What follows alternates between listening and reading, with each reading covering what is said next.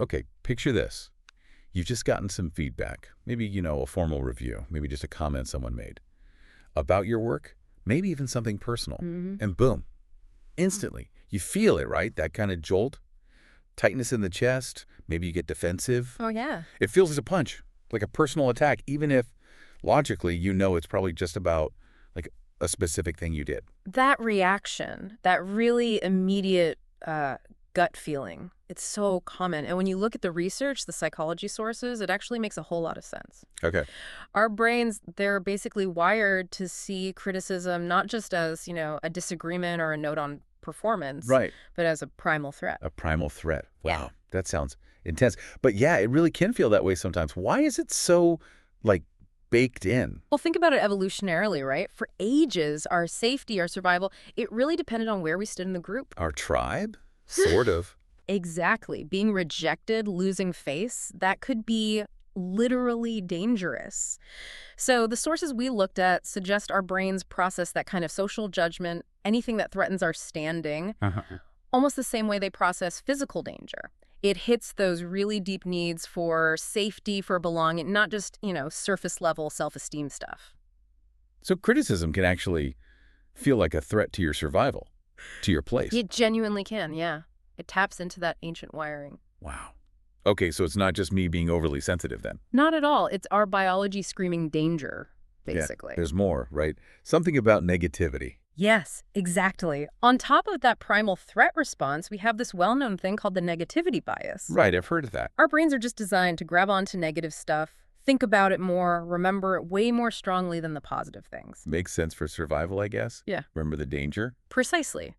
Better to dwell on the lion you almost met than the nice berries you found. So one piece of criticism, it just naturally hits harder and sticks around way longer than even, say, 5 compliments. Okay, so our biology really sets us up for this big, often kind of overwhelming reaction. Mm-hmm.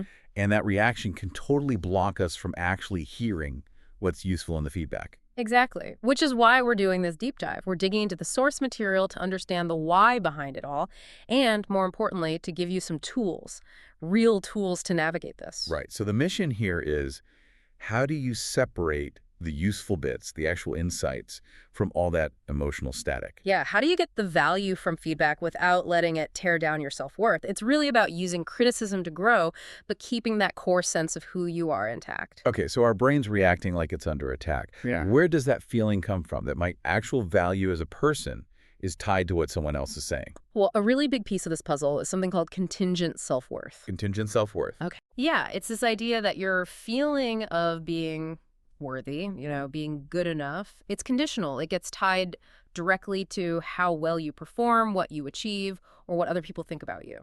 And this starts early, like in childhood. Very often, yeah. The research suggests it often stems from the kind of feedback we got as kids. Ah, okay. Like the difference between you did a good job drawing that picture versus something else. Exactly.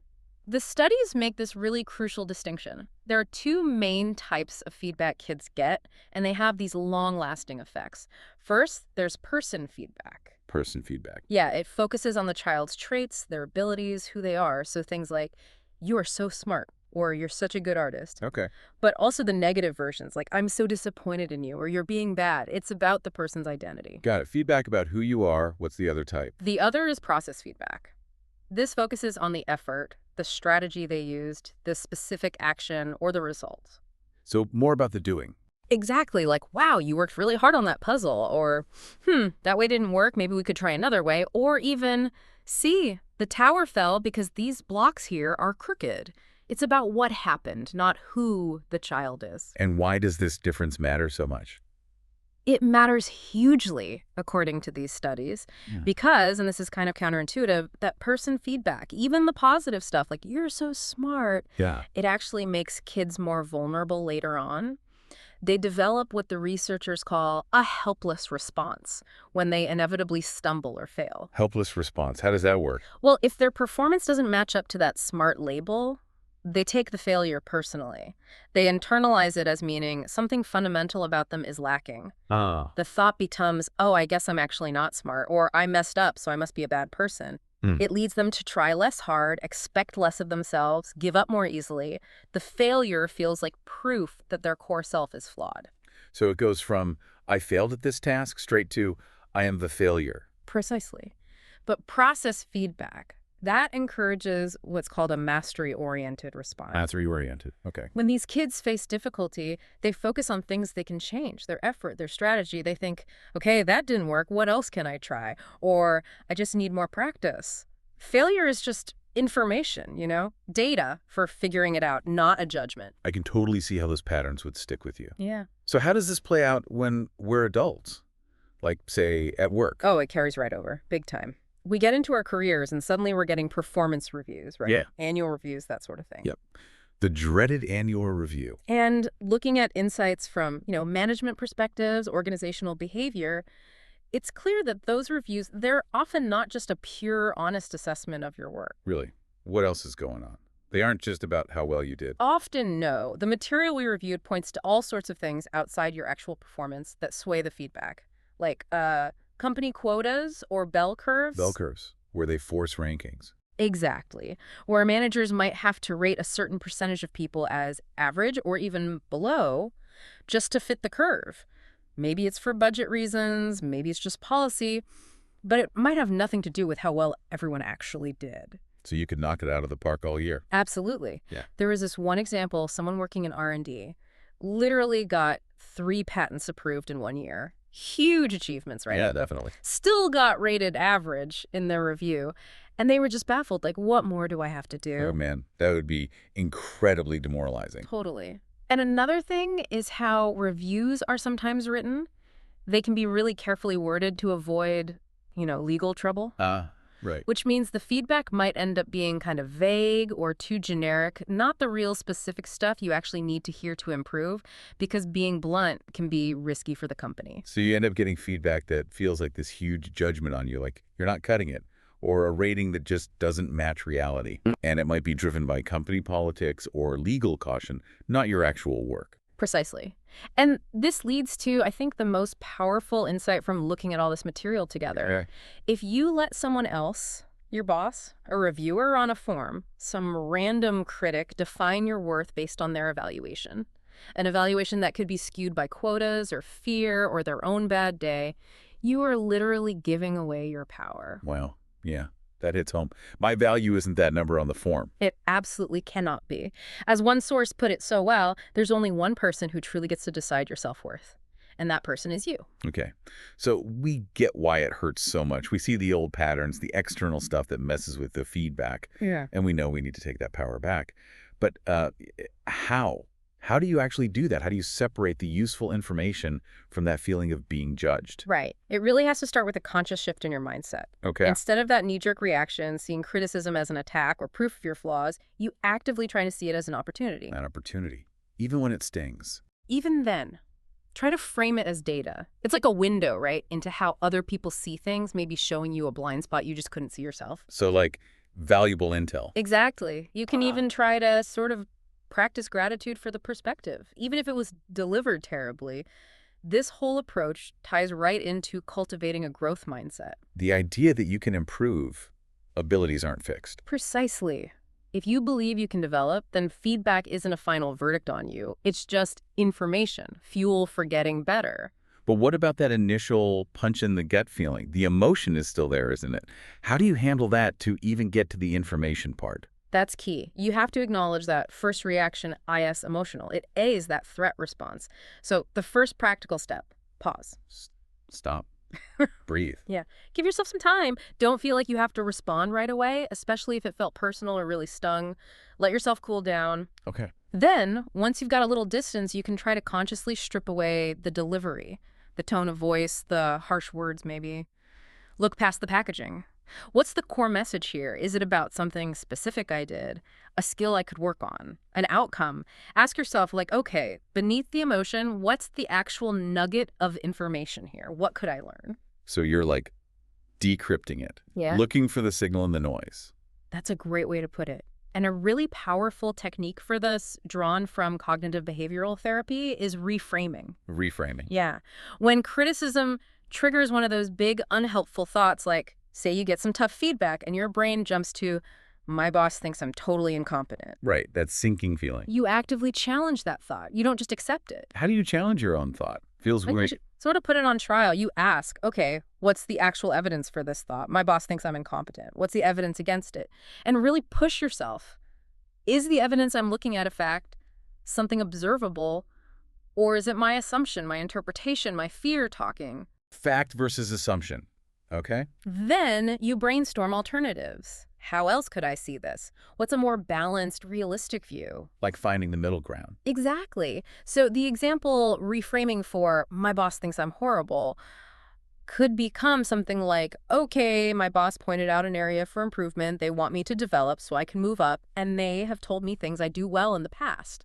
See how that shifts it? Yeah, it changes it from this huge personal judgment to specific feedback within a bigger picture. Right. It takes practice, for sure, but it's a skill you can build. That makes a lot of sense. And thinking back to the kids' feedback, the person versus process thing, it sounds like when we receive feedback, we should also try to focus on the process or the behavior, not make it about us. Absolutely. That's a fantastic connection. Just like giving process feedback is better, receiving it that way is key for protecting your self-worth. When you hear criticism, deliberately steer your focus to the what. What specific actions, strategies, or outcomes are being talked about? Keep it about the task, not the person. Exactly. That keeps it in the realm of things that can be changed, practiced, improved. It aligns with that mastery mindset. It's about the work, not about your fundamental being.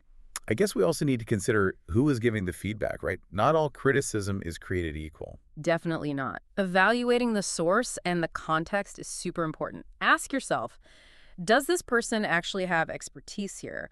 What are their likely intentions? Are they genuinely trying to help me grow? Or are they maybe just venting or have some other agenda? And vague feedback, like someone just saying, you need to step it up, that's really hard to act on. It's often worth asking for specifics. Could you give me an example? Or what would stepping it up look like in this situation? Right. So you can filter out the stuff that's just noise or unfair or too vague. Exactly. Filter out the noise. Okay. So filter, take a breath, reframe maybe, evaluate the source. What's next in actually using the feedback? Well, just hearing it isn't enough, right? No. Self-reflection is absolutely vital. You need to actually sit with it, process it internally. Think it through. Yeah. Insights from training people on this show that reflection is what allows you to really integrate the feedback, to understand it deeply and figure out how to apply it. Without that reflection time, you might just dismiss it or maybe misunderstand it. What helps with reflection? Just thinking. Thinking helps. Journaling about it can be really powerful. Writing down the feedback, your initial reaction, your reframing attempts, talking it over with a trusted friend or mentor, someone who can offer perspective. So it's like the bridge between hearing it and actually doing something different. Perfectly put. And that leads right into the final crucial piece, taking action. Right. Got to do something with it. Criticism, even the most brilliant insight, is just noise if it doesn't lead to anything. So if you've processed it, reflected, and decided, yes, this is valid, this is useful, then you need a plan. A concrete plan, not just I'll try harder. Exactly. Set specific, maybe measurable goals based on what you learned. Find resources, maybe it's a book, a course, talking to someone who's good at that thing. And then this is key, you have to practice. It's a skill. It absolutely is. Handling criticism well, learning from it, making changes, it's a skill that builds resilience. And like any skill, repetition makes you better. Receive, process, reflect, act, repeat. Okay.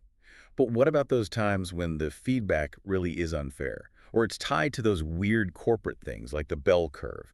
How do you stop that stuff from getting under your skin and messing with your self-worth? That's where self-compassion becomes so important. You have to balance that drive to learn and improve with being kind to yourself. Don't beat yourself up over every little thing. Right. You don't have to internalize every single piece of criticism as gospel truth. Some of it will be inaccurate. Some will be delivered badly. Some will be about factors totally outside your control, like that patent example getting an average rating. So acknowledge it, but don't necessarily own it. Pretty much.